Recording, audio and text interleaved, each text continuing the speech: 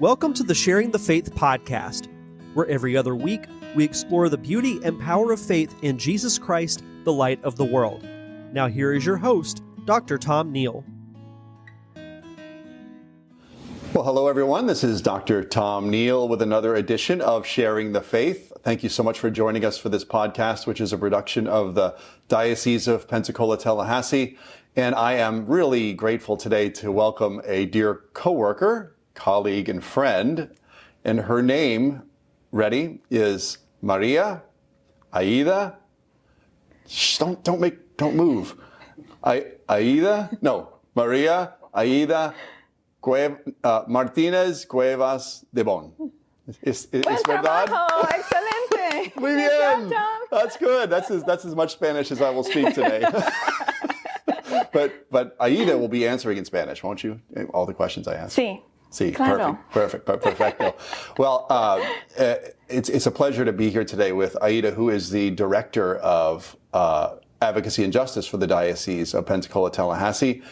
And since I started here, working here, Aida has been just a delight to work with. I think we've laughed more than I've laughed in work in all of my career. Oh, that's awesome. It's true. You're really a joyful person. So I asked Aida to come on today to share a bit of her own life story, which I think is a beautiful, powerful witness of faith and a journey of faith that led someone to, in this case, working for the Catholic Church in this particular area of advocacy and justice. So Aida, thank you so much for being with us today. Thank you for having me. Yeah, of course. Excited. Yes. Yeah. And we wore black and white here, right? Yes, we coordinated. Contrast. Yeah, yes. Yep. Yin and yang, very different. But yet, here we are. So I'd like to begin, Aida. I was sharing with you earlier a story. I had an interview for my job that I had in New Orleans before I came here. It was in 2011. And I went to interview for the position at the seminary as a professor with Archbishop Amond, who's the Archbishop of New Orleans and also the chancellor, the chancellor of the seminary. And my interview, I sat down with him after I had interviewed with the faculty and the seminarians, done a lecture, and have been evaluated by particular people. And it was a very stressful, intimidating day. And then at the end of it, culminating with sitting in front of the Archbishop in his beautiful office in this very old house that he lived in. It was intimidating. So I sat down in the chair. He's very gracious, very, very, warm and welcoming. But he said to me, he asked me a question for my interview, one question for the interview, that was it. And I've never had anything like that before. His question was, so Tom, tell me what brought you to this chair here today? Why are you sitting here?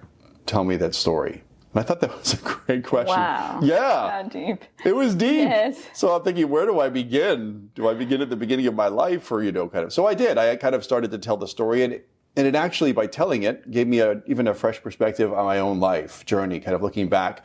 And I saw how important it is to look back at your own life and kind of see where has God's providence worked in my life and what things have kind of made me who I am. So I want to have you share a little bit about that, of your story today. Yes. So maybe we can begin at the beginning with your own childhood and where you were born and just a little about that. And particularly, I'm interested in how your Catholic faith has shaped you and brought you to this area you work in. Yeah, great. And I'm glad you didn't give me that question over the weekend, because then I would have been thinking about it the whole rehearsing it over and over yes, again. Well, Well, I'm glad I didn't then. I'm glad I didn't.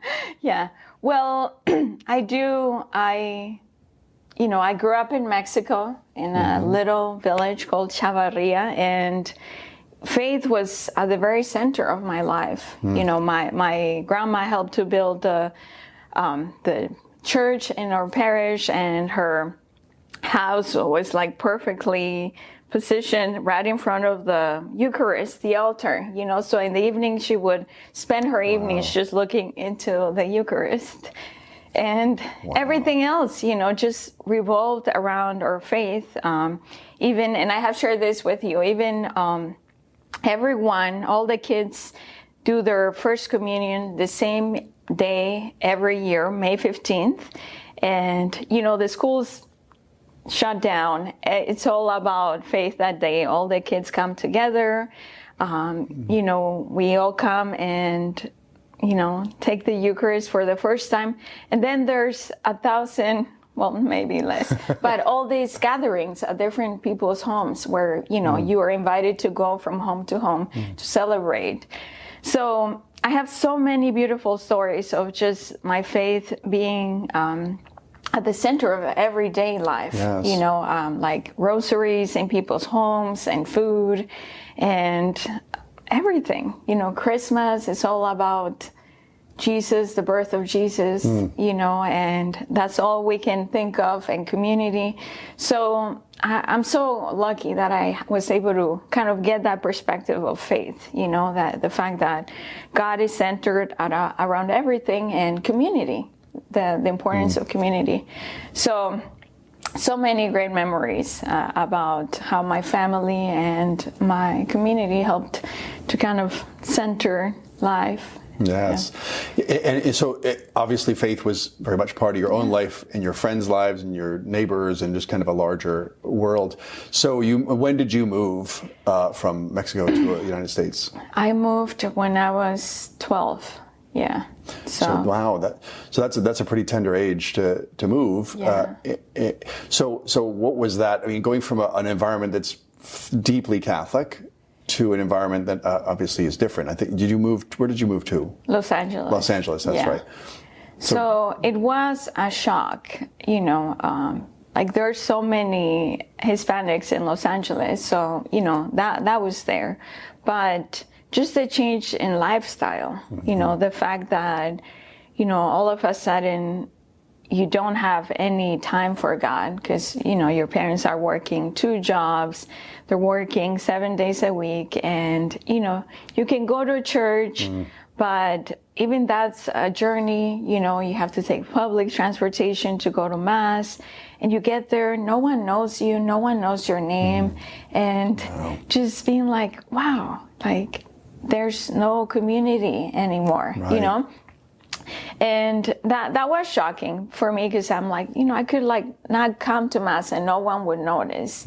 And I try to get involved with the youth. You know, once I was in high school, the youth ministry, but I felt like I never found my way back into a community in the church, you know. My mom, you know, like we continue to pray the rosary and all of this, but I never, you know, at that point of my life, I felt like I couldn't rebuild that community. I was trying to, you know, blend in with the crowds in school. No one would talk about, oh, let's go to church after, you know. So all those kind of pressure factors, you know, I felt like I didn't even dare ask people at school, like, what is your faith? What church do you go to? Wow. Especially because, you know, the school that I went to, there were kids from so many different communities. So it's not like, oh, these are my neighbors. Sure. I didn't take a school bus. You had to take 2 public buses to get to school. So I didn't live surrounded by my friends. So it was isolating, to go from like, this is my village, my community, to I don't know you. Like I live in a place and I don't know anyone. And did you, when you were growing up, did you have a place to process that, or was it just kind of happening? Did you talk about it with your siblings, with your parents, or did you just kind of deal with it as it was happening? That's a lot. Oh no, I think it took me a long time, and I'm still processing a lot of it now that I get to see my kids grow up in a Catholic school and see their experience, and I'm like, this is amazing. It is amazing, the gift that brings to your life. And so when you went through high school, you had a quinceañera, did you? Yeah, I did have a celebration of my 15th year. Yeah, not as big as some of our Hispanic community members have, but I had a great celebration. Yeah. And did you always? I mean, was your faith always important to you? Was there ever a time you kind of just started to lose it by being so isolated and detached, or was it? How would you describe like how it remained a part of your life? Well, it was there, you know, thanks to my mother, you know, which you know, sometimes we talk about the faith and we're like, oh, we gotta form people, and how do we bring the faith, especially in prison ministry. We always talk about we need to be mindful of the resources that we bring in, because there's, all these different education levels, like I give credit to my mom, who has a 3rd grade reading level, and her teaching of the faith. Wow, that's a magnificent thing. I know you have a deep love for your mom, particularly when you talk about her with a lot of deep emotion, and what they went through, their own struggles, your parents. Yeah. That's a lot for them to carry, and transitioning in the hard work, 7 days a week, and raising their children and giving them an opportunity. So, and you had siblings? You have siblings? Yeah, I do. I have 2 siblings, and my sister's 10 years older than me. So wow. I made her life miserable. I bet you had a little sister picking at her all the time. Yes. Yeah. So, I remember, she loved me in her way. Is that past tense? Just kidding. No, to love is to will the good of others. That's right. Will the good of another. She kept me alive. That's a good thing. Yeah, but even with her, I really feel like our bonding really took place when I became a mother. Because our age difference was so big, and then I came here when I was 12. She left to Mexico when she turned 18. So, she went and away, so Sure. I missed on having her advice, going through middle school or elementary school. Yeah. Having her mentoring you and Exactly. But, motherhood really brought us back together. And just to jump, I want to go through your story in sequence, but to jump ahead, share with everyone, right now you're married and you have, talk about your children. Yeah, I have 3 kids, amazing kids. Yeah, and I really want to say that that's the other part of my faith, like becoming a mother and being, what kind of human beings do I want to raise, and that's when I started reflecting back of like, who am I, and what were my biggest influences, and going back to like, my faith, and that's what I want to give my kids. That shaped you most deeply. So you went through high school, and then beyond that, tell me about your kind of education, and then what led you into the work you did in Los Angeles, community activism and all that very interesting stuff. So tell the story. So let's see. So I went to a large high school, and I was very lucky that I was in a magnet program, because it was a public school, so it's hard to really feel like, am I going to make it out of here, But I was in a magnet program, and we had some really great teachers that were really like working to prepare us to go to school, to college. And so one of my teachers there she was my literature teacher. She used to be a former gang member, and her family relatives were gang members, and she had tattoos, and and we were all like, wow, and she was so cool, I bet she was. She was so relatable, because she could talk about the challenges of what it is growing up in the city, with all these different pressures of like gangs and drugs and crime.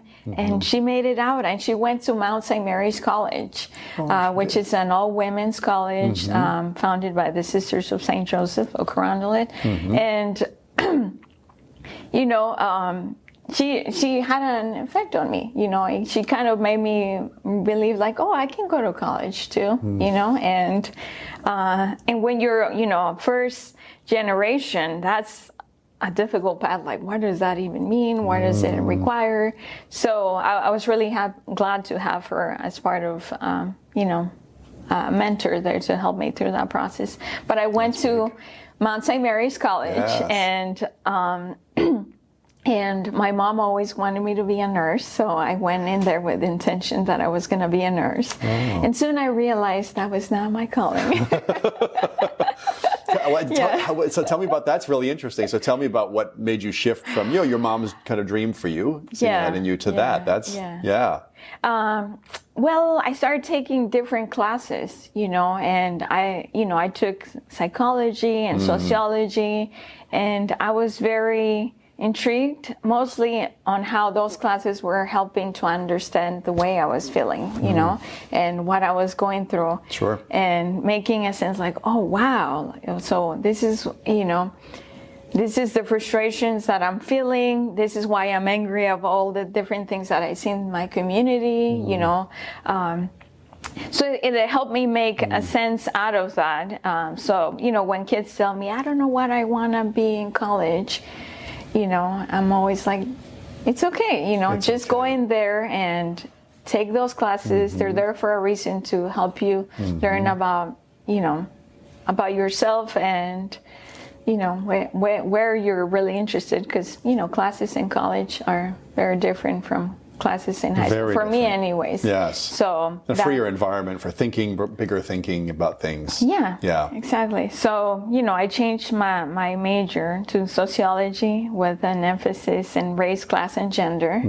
And just kind of, I was intrigued about the experiences of different groups of people, mine and that of other groups, minorities and different circumstances based on your level of income and education and Los Angeles is the perfect place to study that. Yes, I remember for one course our professor made us go into one of the little ethnic towns, and we had to pick different place, and I went to Little Ethiopia with my teammates, and we got to experience having food from Ethiopia and walking around the community, learning about the history. And I'm like, Los Angeles is the perfect place to study different cultures without leaving the country. Yeah, that's amazing. And so how was your faith through college? I mean, you're in a Catholic college setting, but how was your faith kind of mixing in with this passion you were developing for understanding minorities and kind of the justice issues, I assume, were emerging? Yeah, they were emerging. And Tom, I feel a lot of regret that it's almost like I started to get so focused on the issues that I kind of lost track, like I had a religion class, and our professor used to be a seminarian and left the seminary, and he had this very shock factor or way of teaching faith where he would like criticize all the faiths and make us question. And I never had a class on Catholic social teaching, which I would have loved.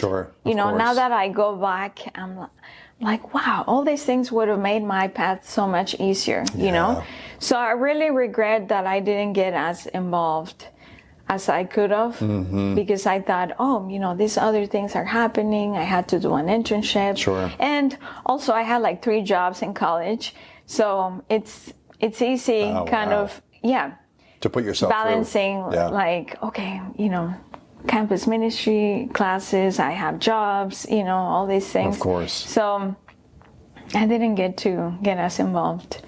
Yeah. And I know, so now Aida has been studying Catholic social teaching in depth the last however many months you've been going into depths with a professor. And I know you said that at the beginning. You said, boy, if I had known this, it would have changed so much about the way you approached what you did. So I'd love to hear more about that as we get there. But so tell me, continue with the story. So you went from college, you graduated. Well, one of the great things so I work for the dean of the sociology department, and one of my yearly events that I used to organize was a gathering of alums, and I bring them back for a brunch where they would get to share about how they use their degree outside. So it was such a great opportunity to meet other graduates and find out what are they doing with their degree, and at one of those events I started sharing about my one of the internships that I was doing, and she happened to work for a labor union in the research department, and she said, you would be great, like, have you ever considered working in a labor union. And, I'm like, no, never. And she started telling me about her work. But, and it really called to me because, part of a lot of my experience living in the community where I grew up was just seeing workers struggle all the time. Sure. My father working, 7 days a week, and his boss, refusing to pay his full salaries. He would always have an excuse. I can't pay your full check today, like next week. And that added up to like $26,000.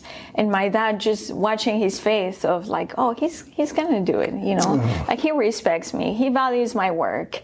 But, my dad was one of many stories, like so many. I would see all these people working in construction, and it would make me feel so sad that, like these are hardworking people and people are taking advantage of them. So when this alum kind of expressed like, this is a way how you could help address that, defend the rights of workers and give them a voice, I was like, there's such a thing, like people can have a voice. Yeah.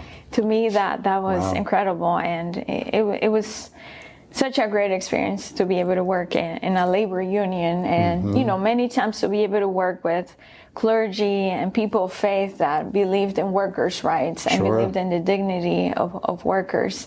And that was kind of my first hands-on experience with justice. And that was while you were in college? And that was after I graduated. Okay, after you graduated. Yeah. And you worked there for a couple of years. Did you work with the labor I union? worked there for about 4 or 5 years. 4 or 5 years. One in one of the largest healthcare workers union in California. Yeah. It reminds me, I think we've spoken about Dorothy Day and her story. It reminds me so much of that, right? Because her work began by watching injustice happen in the city, in Chicago in her case particularly. And the suffering of people, and the fact that they just could not find a voice, and that she realized that she had this gift of writing. Particularly for her, it was writing, where she could give them a voice and kind of make known their plight. And for her, it was an intellectual kind of journey, right? She began to kind of think in different ways about these problems that just gave her a whole new way of seeing things. But it also eventually grew into a faith journey, where her faith kind of ended up informing that and kind of and changing her whole direction of life. By joining, her Catholic faith that she eventually joined. So as you grew through this movement and then eventually worked your way here, I don't know how many years later it was from that job to here, I'd love to hear that bridge story between that work and where you came here. Well, I fell in love. Oh, that'll do it. This is the best part of the story. You fell in love with a guy named Tony. With a military guy. Yeah. That's a way of changing everything, doesn't it? Yes, it was. So, we dated for 2 years, and then, as all military stories go, it was time for him to move on. Sure. And, I'm like, well, it was nice meeting you, because he was going to be moving to Korea, South Korea. Wow. And I'm like, yeah, there's no way I'm going there, And I was so happy. I just found so much fulfillment in the work that I was doing, and watching people have a voice.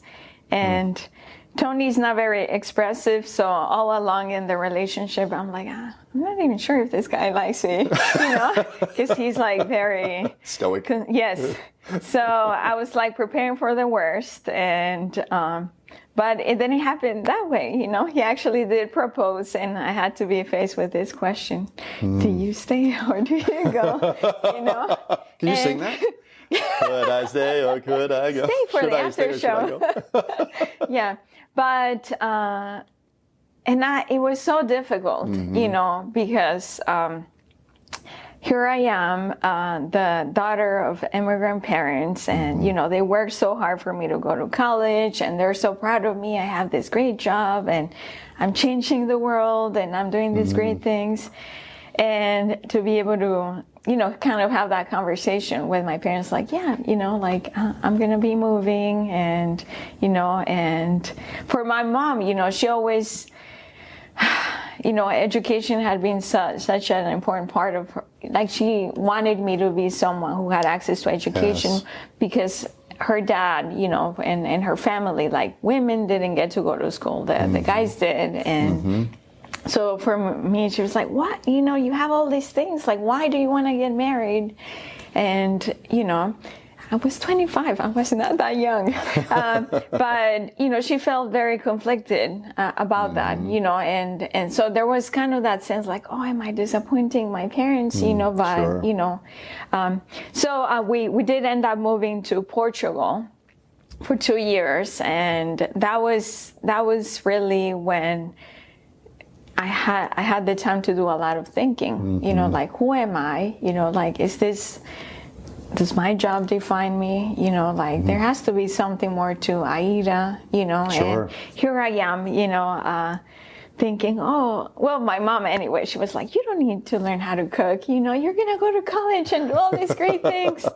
And I'm in Portugal with not a lot of great Mexican food. So kind of being like, Mom, turns out I did need to learn how to cook, but what really kind of centered me again was just being a mom, Samuel, when I got to spend a lot of time together and kind of thinking about, like, how do I want to raise Samuel? And, I'm jumping back a little bit, but, when I got married with Tony, at that time I was not like going to mass all the time, and I knew I was going to have to move, and I was going to have to give up this job that I loved, and my family and friends, and the city that I thought I would never want to move away Sure. from. But the one thing that I was not willing to give up was my faith. So the one thing that I said was, okay, if we're getting married, I want the kids to be baptized. Yes. He said yes. So, so Sam was baptized when he was 7 days old. Because I just felt like, okay, gotta put it in writing. That's beautiful. Yeah. Is that in Portugal? Where was that? That was in Los Angeles. Los Angeles, So, okay. yeah, Sam was born in Los Angeles, and Tony, they gave him 30 days to come and see us, for the birth of the baby. And I was like, okay, we got to do it before you go. And he was, baptized at our Olvera Street, Our Lady of Los Angeles. It's a mission church. So it's a beautiful, little parish. Yeah. Beautiful. So you have one child, and then you leave Los Angeles at some point. Yes. We go to Portugal, and we're there for 2 years. And that was, the first time in, I would say, maybe in a long time. I can't remember, but I decided to go to church and go to confession. And we had a Portuguese priest that would come and say Mass in Spanish. Oh, excellent. Yeah, like maybe once a month. And there was, maybe like a group of 5 people. And I went to confession for the first time, and then started to, get involved and be like, okay, like I'm reclaiming my faith, And prior to that, despite all those challenges, now that I look back, I'm like, how did I get through all of that, Moving into a new country, like feeling like I couldn't really be myself. I couldn't really be Catholic without, being judged. And, I want to say that I really think it was the Holy Spirit guiding me, because, I was confirmed when I was like 3 years old too, Yes. So I just had that guidance of the Holy Spirit, even if I didn't know. Oh, that's beautiful. Yeah. They accompanied you, and you never lost. So you never lost your faith, and you never lost your passion for working for justice, for people, the underdog, fighting for people without a voice. So then you left Portugal and you came back to the United States, and can you tell more about the work that again led you here? Yeah. So kind of going through that, and trying to think about, well, what's going to be best for the family, and discerning with my husband, like, and he's like, well, you're so smart, you should go back to school. Like, why don't you try a different field? And I'm like, well, yeah, that might be a good idea. So I did decide to go back to grad school. And I'm like, well, I feel like I already learned all the things that could go wrong with healthcare. But if I learn about healthcare management, so I went back to get a master's in business administration with emphasis in healthcare, and it was right around, Obamacare was, and healthcare facilities were getting ready to learn how to adapt this law that was going to bring so many changes to the healthcare system, and I love those classes, and I think my professors love me because I had so many hands-on stories about healthcare and what could happen, and I really loved it. I did great, and about a month before I was going to graduate, I started praying, like, okay, God, like, I'm ready for my next step, like, show me what hospital you want me to work in, I could work for, the veterans office and all these things. And, I'm envisioning, and then I get 2 job offers for jobs that I had not even applied for, but in the meantime, I was like meeting people, and and some of them heard about my story and shared it with nonprofits that were looking for leadership. And one of them was working with immigrant rights in Mississippi, which was a community that was growing. And then the other one was a coalition that was helping to address issues after Katrina. So they were working on a lot of different issues: housing, the environment, education, kind of like, how do we rebuild this community that was destroyed by this hurricane? And now, we have this chance of bringing everyone together. So it was an opportunity to work with the African American community, the Vietnamese community, the Hispanic community, everybody, to bring them together to kind of envision what this community could look like. And I decided to go and work for Spes Coalition, and it was great as well, because I got to see so many other issues and bring my own perspective of labor organizing and, people of faith coming to the table. So, yeah, if you ask, God will answer. He will answer. And to me, that He really kind of clarified, like, this is the gift I give you. This is how I want you to use it. And it's so beautiful. I mean, the story, what I love about the story is so much of it is what you didn't plan. So many things that just were presented to you and you responded to. And your faith obviously came alive at key points of crisis or of just question, what direction to go in. And all of that background, I mean, just as I've gotten to know you, I see just how much your background informs your work here. And you bring so many skill sets and so much experience here that is rich, because Catholic social teaching, as you know well, wants us to address the whole array of issues, not just one issue or, one small cluster of issues, but the whole array of issues together that form a unity.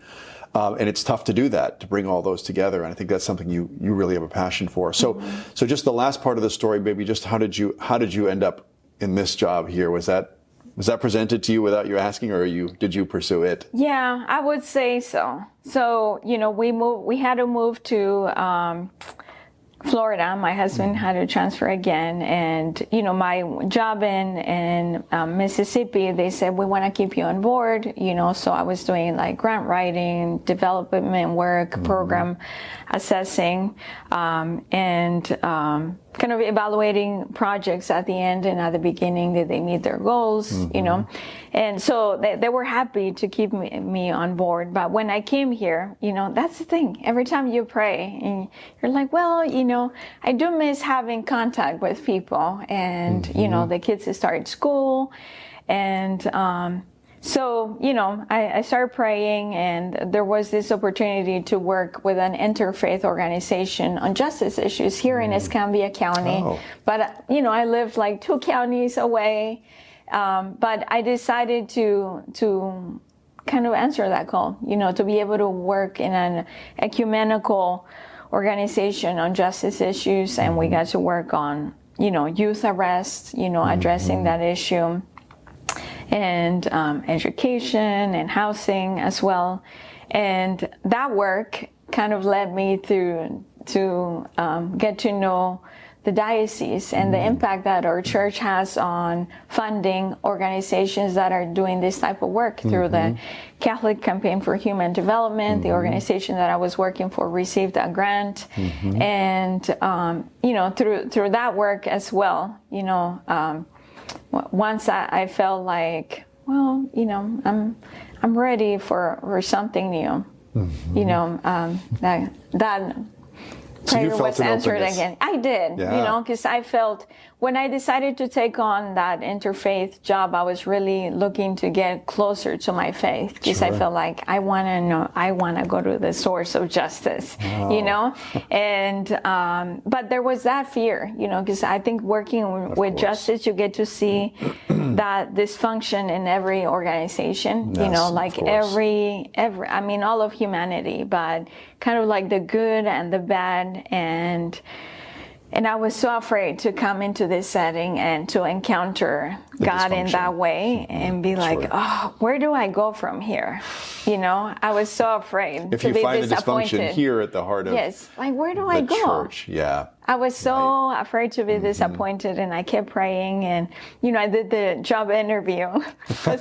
Closing out with a job interview, and I was interviewed by all the people and ministries, which was, I'm like, I can't read Sister Margaret and Lisa, and but I was given the job offer, and I kept delaying my starting date, because I kept waiting for God to tell me, like, I changed my mind, I found someone better, and wow. It's okay, you can go back to what you were doing, where and he just kept reaffirming me and saying, no, this is what I want you to do, and wow, here's where I am.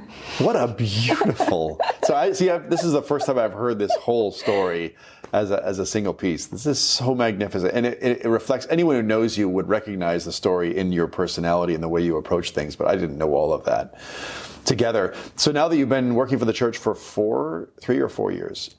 3 years, yeah. 3 years. Now you've been working here for the diocese. What difference do you notice working within the diocese, looking at these same issues now, in terms of how your perspective has shifted, or your focus areas have shifted, or what's kind of happened in your own professional and work of justice?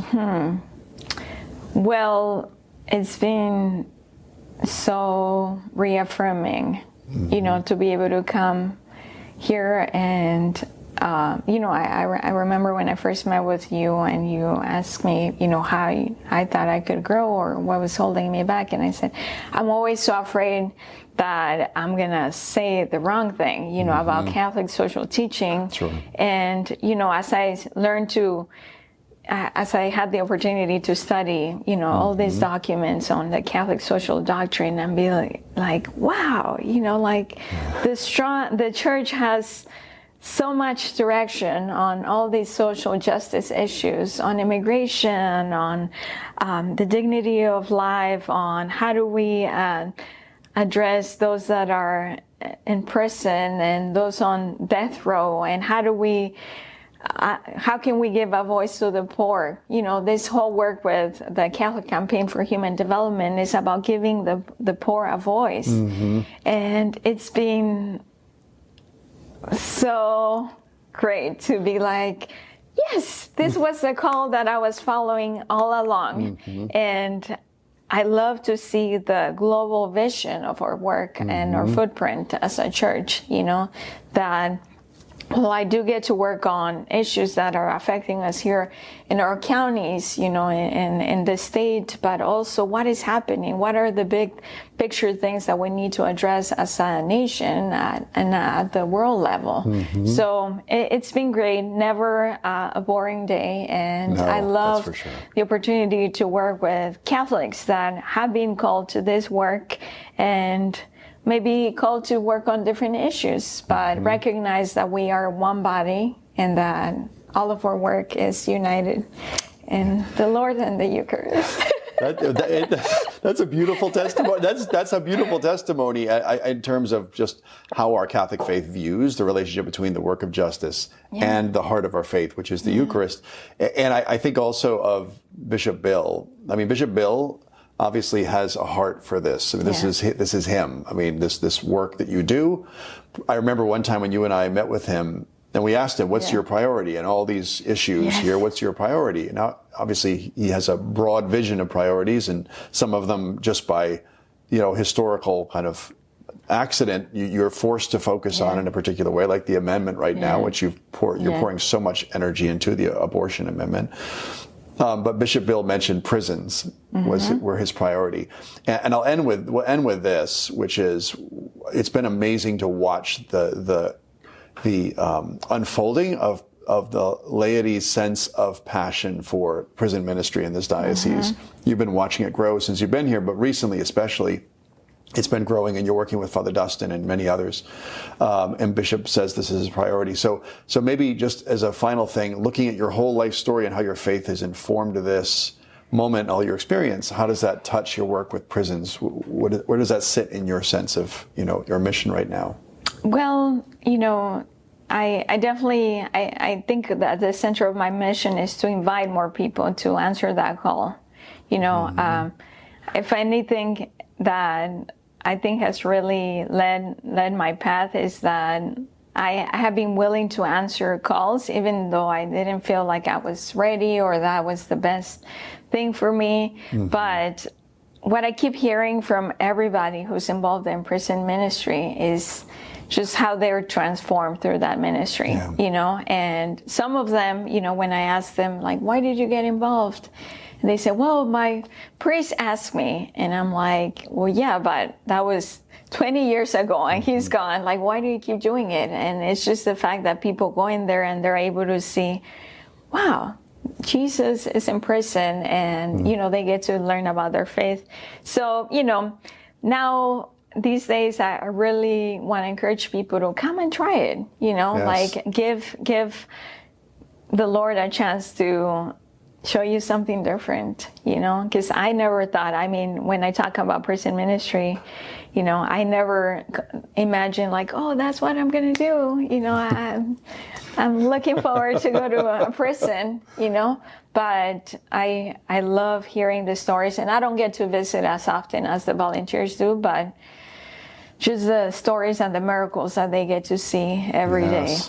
Yeah. And it fits so much into your passion for people who are on the edge of life, right? Who don't have a voice, and finding a way to bring hope to them and the gospel, and then bringing people together of very different backgrounds together to work for a common cause. So, well, it's been such a pleasure to hear this story from you. This is probably the most serious conversation we've ever had at length, which I appreciate very much. To hear your story as a journey of faith, of family, of happenstance, things that you don't expect to happen that come into your life, and you're finding providence and all of that. And it's a joy to work with you. Thank you. It really is. It's a joy to work with you. And thank you so much for sharing your story with everyone today on our podcast. Thank you. Thank you for having me. Yes. And Tony is outside, your husband, and he's coming in, and I think he wants to know where you. I'll help you find your socks in a minute. It's the little things, right? This is where life really comes to its most meaningful moments. Where are my socks? So, well, thank you so much for joining us for another edition of Sharing the Faith with Maria Aida Martinez Cuevas de Bone. Dun, dun, dun. That's right. Dear friend and colleague, we are blessed in ministries to work with. And thank you for joining us. Join us again in 2 weeks for another edition of Sharing the Faith, which is a production of the Diocese of Pensacola-Tallahassee. And until then, may God bless you abundantly. Thank you for tuning in today to the Sharing the Faith podcast. If you would like to learn more about the podcast, visit ptdiocese.org/sharingthefaith. If you listen to the audio version through an app such as Apple Podcast, Spotify, or iHeartRadio, be sure to rate, review, and comment. If you watched on YouTube, be sure to like and subscribe, or leave a comment on the episode. Thank you for listening.